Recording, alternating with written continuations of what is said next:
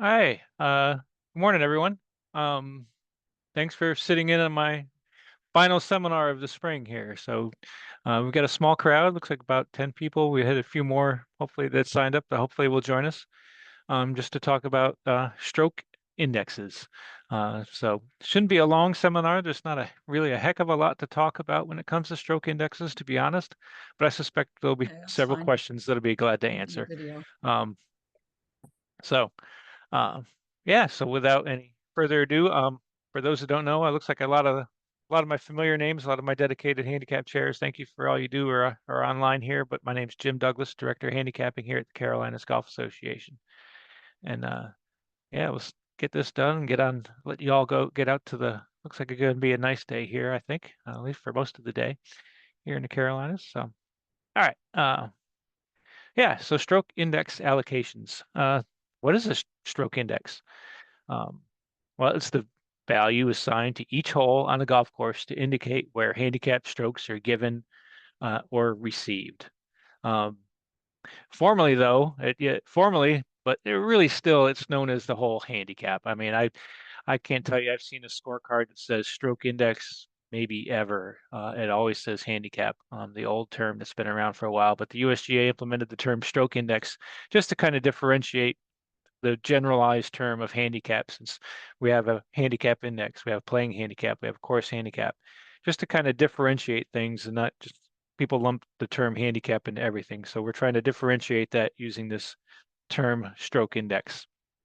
Um, One thing I didn't put in the slide, but where do we use it? When do we use the stroke index? Well, if you're in a match against another person or another team, that's where you're going to get a shot for your in a net match play event. If you're doing a skins game and you have a net skins game component, that's where you're getting a shot on those holes. Stableford events, same thing. You're getting a shot there on for net Stableford. And finally, it's also used, of course, in the post when you post back scores, implementing net double bogey, our maximum hole score rule. We use the uh, holes where you get a stroke in determining your net double bogey. So net double bogey, of course, for posting purposes, your score plus any handicap strokes plus two for double bogey. All right, but moving on. So the USGA recommends that each course has one allocation for men and one for women based on the most commonly played tees for each gender. This is a recommendation. Uh, the clubs can do what they choose to do with stroke indexes, and that's perfectly fine. We will work with you as best we can to implement however you want to implement the stroke indexes. But for simplicity, um, and for maybe a lack prevent confusion, that the USGA does recommend that each course has a single allocation for men and a single allocation for women. And again, based on the most commonly played tees. We like to base a lot of things on the ratings due to the most commonly played tees. And there's actually, like I said, there's really not a lot in the rules of handicapping about stroke indexes. But we can refer to Appendix E, stroke index allocation in the rules of handicapping, which I'm really going to go over in this presentation. So I kind of just talked about that. Know where you get your strokes. You're going to be comparing. So this is kind of the example of the use of stroke indexes. I suspect most of you probably know this, but we'll cover it anyway here. Yeah, you compare your playing handicap to the values from the stroke index, again, sometimes and often listed as handicap row in the scorecard. So this example, golfer has a playing handicap of 10, which means that the player is going to receive one handicap stroke on holes allocated 1 through 10. So we can see the dots getting applied on any hole with a stroke index of 10 or less. Actually, I had this question the other day, how to handle plus handicappers when it comes to uh, stroke indexes and strokes given or received. So unless otherwise specified by the committee in charge of the competition, in this case, not the handicap committee, players with a plus playing handicap give strokes back to the course, beginning at the hole with the stroke index of 18. Um, so, for example, a player with a playing handicap of +2 is going to give strokes back to the course at the on holes with stroke index of 17 and 18. So we can see, and that's typically indicated on a scorecard with a plus sign, 17 and 18 stroke index holes. A golfer has to add one to their score uh, for net purposes of the competition. All right. So jumping into how do we determine stroke indexes? What is our recommended way to do that here nowadays? So it's recommended that a stroke index allocation be applied over 18 holes, split into 6 triads, with each hole ranked on its playing difficulty relative to par. The CGA, that's us here, can provide a report detailing the difficulty factor that has been assigned to each hole derived from the course rating system. So as you may know, we used to use hole by hole data to determine the recommendations for stroke indexes. Now we're using the course rating data and basing that against the difficulty based against par. So the recommended methodology and procedures for determining a stroke index allocation within the 6 triad structure designed to accommodate both stroke play and match play formats is as follows. Again, as you may know, I've been in handicapping for my career. It used to be the recommendation was to have a different set for stroke play, different set for match play. That's no longer. We want to have just a single set of allocations for both formats. Again, mostly for simplicity and lessen confusion out there. So I'm going to kind of go through the triad idea here, but we'll have some visualization right here in a second. So we apply the odd stroke index allocations on the front 9 and even stroke index allocations on the back 9. Will often see that on your scorecard. Odd stroke indexes on the front, even on the back. Can you put the odd on the back? Yeah, you sure can. Again, these are all recommendations. So you can certainly put the odd on the back. The Rules of Handicapping Manual does say, especially if the back 9 is more difficult than the front 9, then you might want to lean toward having the odd stroke indexes on the back. So we're going to spread those stroke index allocations evenly over the 18 holes so that players receiving strokes will have the opportunity to use a high proportion of these strokes before the match has been decided. We don't want to have too many. We don't want to have the low stroke indexes toward the end where they may not be able to be used. We're going to apply the lowest stroke index hole, 1 or 2 on each 9 in the middle of the triad. If there's no hole in the middle of the triad that is ranked within the lowest 6 holes relative to par, then it can be moved into an adjacent hole at the end of the first or the beginning of the third triad on each 9. We're going to apply the second lowest stroke index hole on each 9 in either the first or third triad, unless we did that previous case, moving the lowest stroke index hole to the first or third triad. And then finally, if possible, avoid low stroke indexes, 6 or less on consecutive holes. A lot of little rules here, but the computer kind of figures all that out for you. The idea is to spread out the stroke indexes so that they fall evenly, not to have low stroke indexes toward the beginning or toward the end of either the front 9 or the back 9, and not to have low stroke indexes consecutive. Those are all things we want to avoid and for allocating our stroke indexes. Yeah, so the report that we can send you. So when the club comes to me and says, hey, we would like to evaluate our tees and come up with new stroke indexes. It's been a few years and we just had our course re-rated, whatever your reason. So what I'll do is provide this report called the Stroke Index Progression Report. So here's an example of the report that I will send.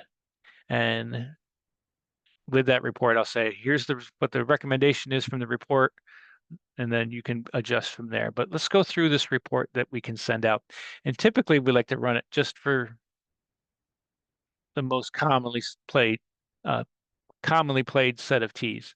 That's what we like to focus on. But if club wants to look at, they have a lot of seniors at their club and they play a shorter tee, as much as regular as a you have 2 tees that are played almost the same. I'm glad to provide the report for multiple tees. That's not a problem at all. But here's how this report works, and here's what it does. first it comes up with our difficulty value.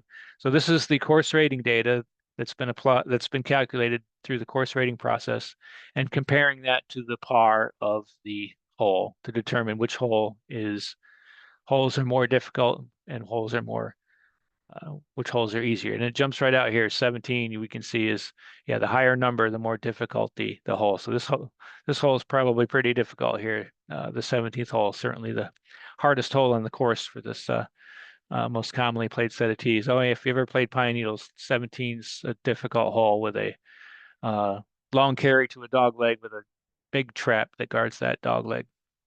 That's a good hole. Um, but I digress. So then the next column is going to be the straight up ranking of those holes based on difficulty. So we can see 17 is number one here, so on and so forth. Again, difficulty versus par. Then the next step we do is to put those odds on the front and evens on the back. So we've got them, we have the holes ranked here still in difficulty order, but just with the odds on the front and evens on the back. And then our final step is to do the triad method. And again, it talks about the triad method, putting the number one handicap hole in the middle triad for each 9. So we can see that that's in here.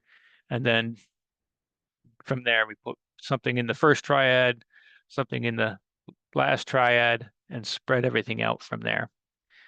And that's our recommendations. That would be this column here would be the recommended stroke indexes from the USGA and the CGA. The final column is the data that's in there currently. So this is the current data that you can compare to. So this is what we have currently. Here's what we have. That's our stroke index progression report. And this is easy for me to come up with at any time, doesn't take long to run. So to help you kind of see how this triad method works, is I've got our triads here color coded, and we have our odds on the front, evens on the back. And so we can see how the triad method here works to spread those stroke indexes out evenly, front 9 and back 9. We don't have any uh, consecutive low stroke indexes that the golfer would have to do. We have one that's close here, but not too far off. But what I always recommend when clubs ask me about this is to, as I say, here's our recommendations, but you know your course. And so you may want to just do some minor tweaks based on our recommendations. So maybe swap a 1 and a 3 here as it does in this example and swap a 4 and a 6. To be honest, there's not a heck of a lot of difference, especially in match play when it comes to how the stroke indexes fall. Golfers are going to get their shots. They're going to get their shots at some point. And that's really what it comes down to. They're going to get their shots at some point. And so that's kind of what we suggest to do.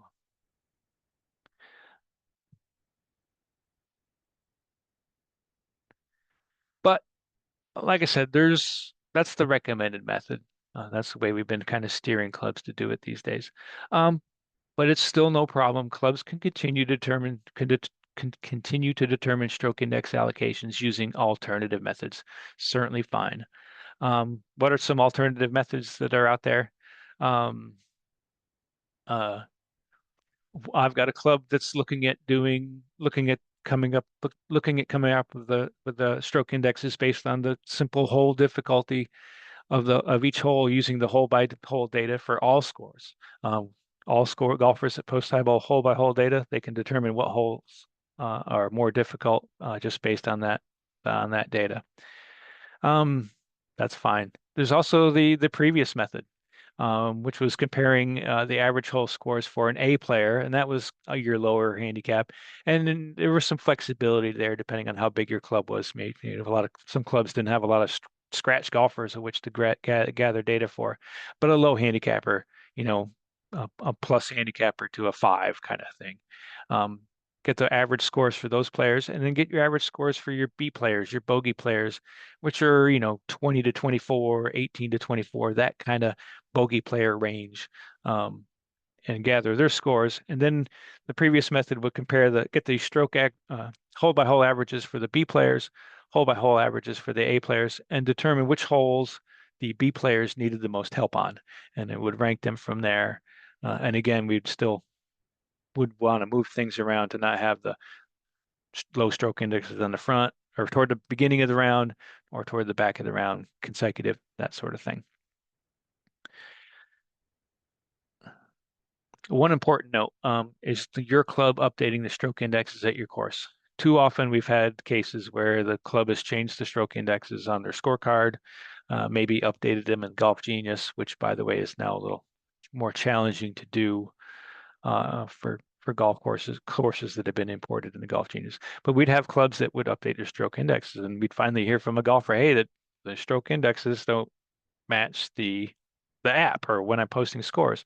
And we communicate with the club and say, oh yeah, we updated the stroke indexes, so we have to update them. And I mean, this goes for any course changes, whether you're changing a tee for making a big change to a tee set permanently, moving a tee backward, that kind of thing. Let us know. Oh yeah, let the CGA know, or if you're in South Carolina, the SCGA know. We need to know of these changes to keep everything accurate as best we can. Um, you can contact myself uh, with any updates to your course, uh, well, with stroke indexes or anything else. Um, our director of course ratings is Greg Kelly. He can be contacted as well with any of these changes, especially course rating changes. And then James Park in South Carolina, at the South Carolina Golf Association. He's their director of member services. He handles all the course ratings for us in South Carolina. Um, So we've changed the stroke indexes. You've let us know. We'll update those on the GIN side, and we'll get those updates. What we call it published. We'll publish those on the GIN side. Um, but be sure to update them in Golf Genius. It used to be you could just type in the new stroke indexes, but now we want to import them. But yeah, so what we want to avoid is if for anybody who's familiar with Golf Genius, they might have a course. The courses listed in your Golf Genius going to have these little tags next to them to indicate if they're compliant with the World Handicap System. We like to have the green compliance. We don't want to have the red compliance. That usually means that sometimes means they're just missing T's, which we don't want really, but can mean that there's different rating data. But when they're yellow, and then here's an example here, it'll show you these T's have different stroke indexes. Um, but we want to have the proper stroke indexes pulled into Golf Genius.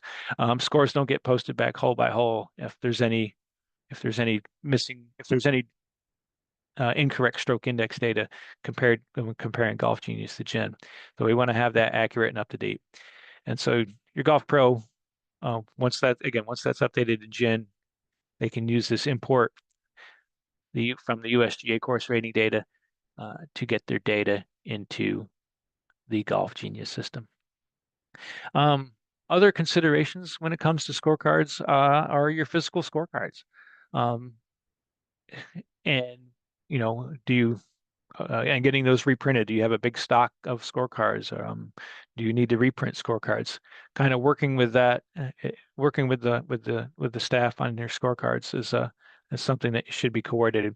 I grabbed this recent example of a club it's kind of one thing I try to do. I want clubs to do what they want to do with stroke indexes, but I also want to kind of encourage them to follow the recommendations as much as they can, honestly, to keep things simple. So scorecards these days can get awful complicated. So here's an example. We have golf course has two of the back tees, and they have the men's handicap again, or stroke index line, I should say. Um, Based on these two tees.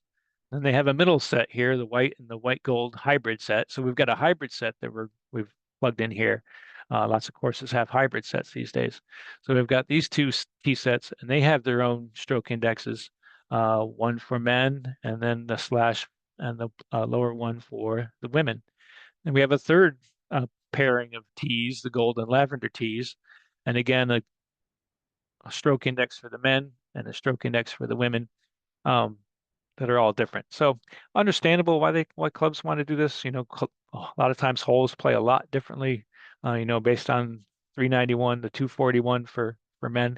Um, but as we see, our scorecard gets pretty complicated, pretty busy, pretty quickly, and can be challenging. So just something to consider out there. Um, yeah, that's most of my.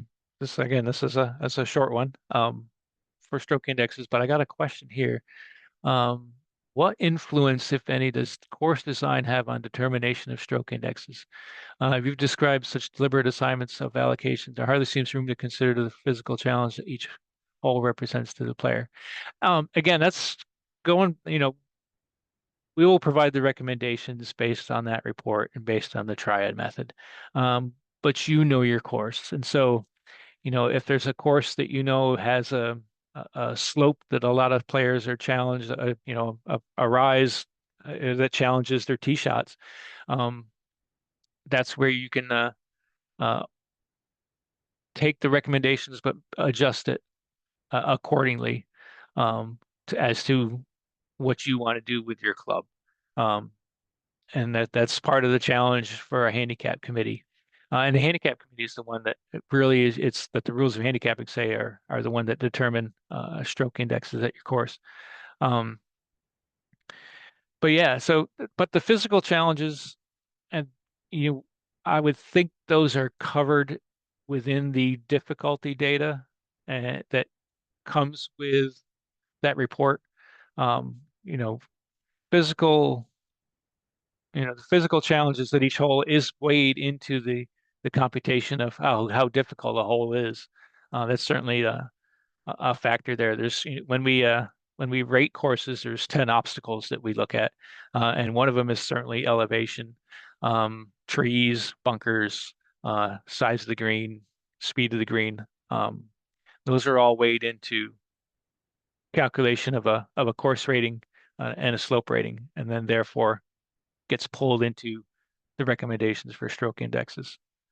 Um, Hopefully that helped answer your question there. Let me know if not. Wide open for questions, stroke index related or otherwise. Feel free to unmute yourself or hit the chat. I'll be glad to answer anything this morning. Hey, Jim. Yes. This is Patrick. I got a Hey. question regarding, I guess the use of the handicap allocation is really based on raw hole by hole scores. How do we encourage our golfers to put in hole by hole scores versus them putting in just an 18-hole score? Sure. Those who've listened to me before know I'm a big proponent of hole by hole score entry. It's done far too little. Um, I've got a little article that I wrote that was in the CGA magazine last year, Ed, Patrick, that I can share. Um, I do the way I try to encourage it. I try to be positive. I do. Uh, there's a few points. One is that it keeps track of your stats. Um, you can go into your stats, see how their percentage of pars, your percentage of bogeys, your percentage of birdies. You've got that data that's fun to look at. Um, it handles net double bogey for you automatically. So your handicaps are going to be might be a little more accurate. Um, it has data, we just kind of have to be positive here. You have data for our club to do stroke indexes. There's probably lots of people that feel, hey, I don't like our stroke indexes or our handicaps. If you get them to post hole by hole, we can reevaluate things. And finally, I like to say that it doesn't take that much longer. If you've got your scorecard and stand in front of you, it takes 30 seconds. When I'm playing, not that I played much lately, I'll open the app and start posting while I play. And I might not remember to enter my score on every hole, but I'll just go, oh, I'll catch up after every 2 or 3 holes. Just sitting in the cart waiting for the next group to finish up. And then when you get done, you hit, well, I got a 5 on the 18th hole, post, and you're done. It's really quick. It's really easy to do. Um,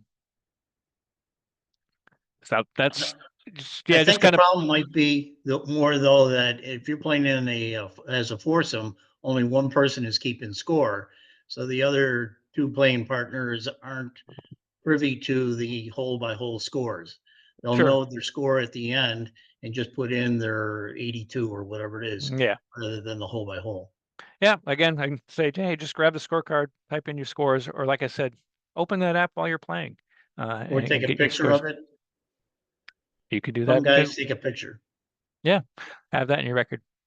Um, Very good. Good luck. Um, Kevin is emailing me some pictures here.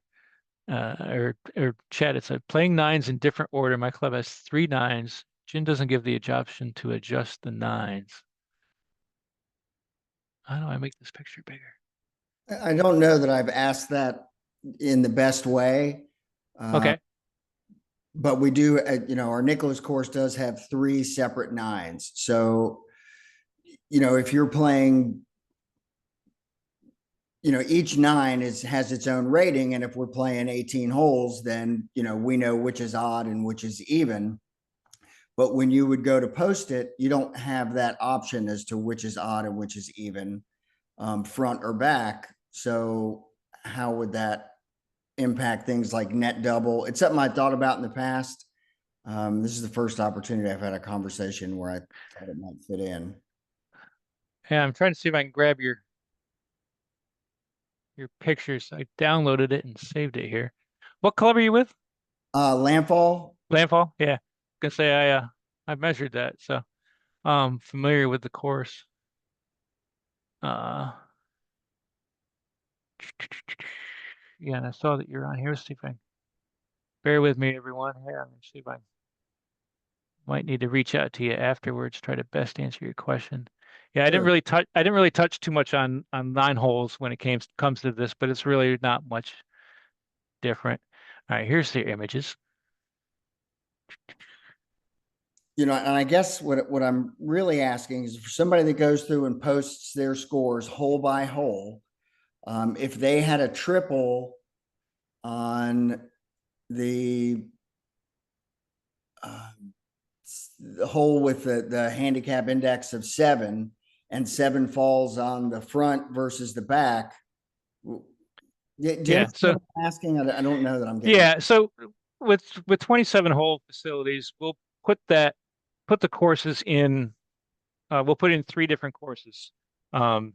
Course A and B, course B and C, and then course A and C. And we usually try to contact the club. What order do the clubs usually post or play the nines? Um, so one of those nines is going to have the odds on the front and evens on the back. Um, each 18 hole combination is going to have 18 different stroke indexes. Um, so it works out just fine for posting. Um, I know we've had some interclub events there where they played in different order than the what was listed in the gin software, which caused some confusion and we needed to do some changes as was requested. But yeah, each 18 hole combination, so each nine is in there twice, really. Um, but it's going to have the stroke allocations are going to be set just fine, so players can post hole by hole, and maximum hole score will be handled just fine. Did I answer you? Did I get you? Yeah, you certainly answered it. I could just see a scenario where the net double piece didn't work out. Like if we had a match play and where I've sent you a picture here of, oh gee, I don't even know which one this is a picture of. This Doesn't is matter. marsh to ocean. Okay. Our rotation that day was actually ocean to. Ocean to Mars. Would you start and you only played like 15 holes? Would you fill out the scorecard backwards and then leave the first couple of holes blank? Yeah, you certainly want to. Yeah, if the course is in the system as Marsh and Ocean, and you start on Ocean and go to Marsh, you want to start scoring on the back nine, Yeah. um, and then just kind of flip flop them in your head. Yeah, as my old software company and certainly the Gin software company, um, never really has a great way to handle 27 holes. Um, wish they would come up with one, but there's really not a. They've really never come up with a better idea than to just plug them in as separate 18-hole courses. But any other course, an 18-hole course may start on the back and go to the front for a maintenance reason, maybe. Same thing.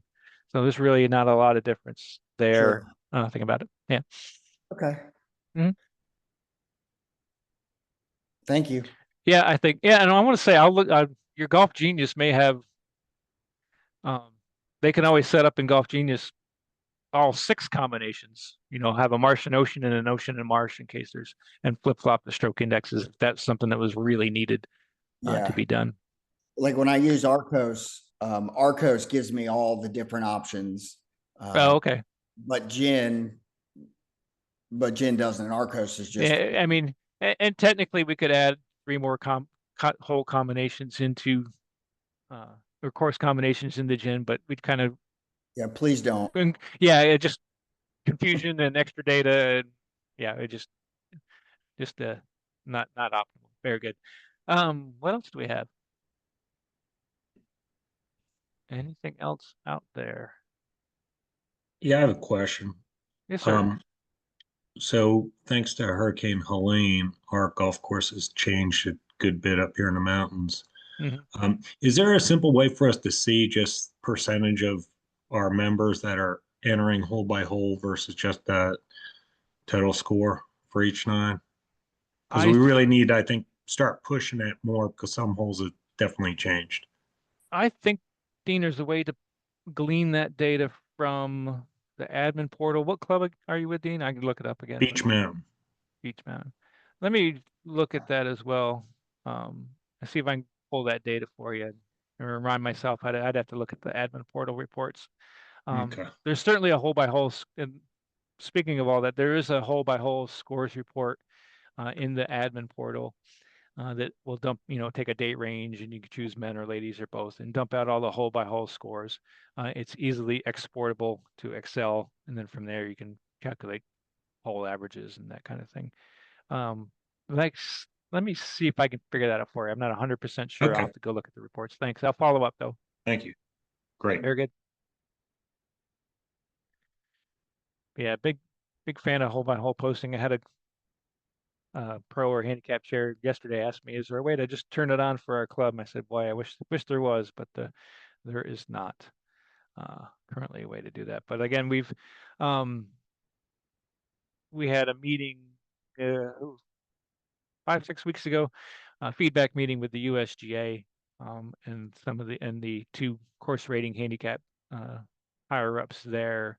Just a half-hour meeting where we provide feedback, and I certainly inquired about the ability to or the requirement of posting scores hole by hole in the future. So they weren't committal on it, but they said it's can't rule it out. So hopefully, but we'll see. Um,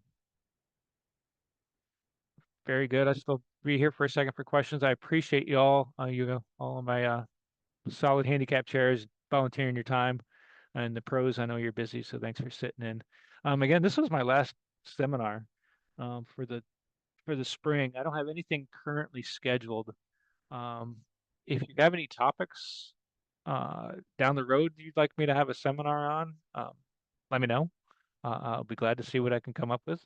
I'll be glad to help your club out in any way I can. I'll probably revisit the new handicap review tool again. I'm sure everybody here has probably seen a demo on that, but I'll probably be revisiting that again this year and get the word out about how that new review tool works. And then I do have past seminars available for viewing on our YouTube site that we're working on. Carolina's Golf's working on updating our website, so hopefully we'll have a handicapping section on there that we can refer to at some point. Yeah, again, thanks. Everybody knows me, Jim.Douglas at Carolina's Golf. Main office there, our gin support line that reaches myself, Anna Catherine, and Kevin Harris. All be glad to help you out. All are very good with handicapping questions and any other questions. Carolina's Golf's our website, carolinasgolf.org. South Carolina golfers, members, scgolf.org. Women can reach wscga.org. And as always, lots of resources at usga.org. Second choice over is playing and then handicapping home. I go there about every day. Yeah, any other final last questions? I hope everybody has a great summer. Reach out anytime. Happy golfing and all that good stuff. Thanks, Jim. Thank you all for taking the time. All right, take care, everyone.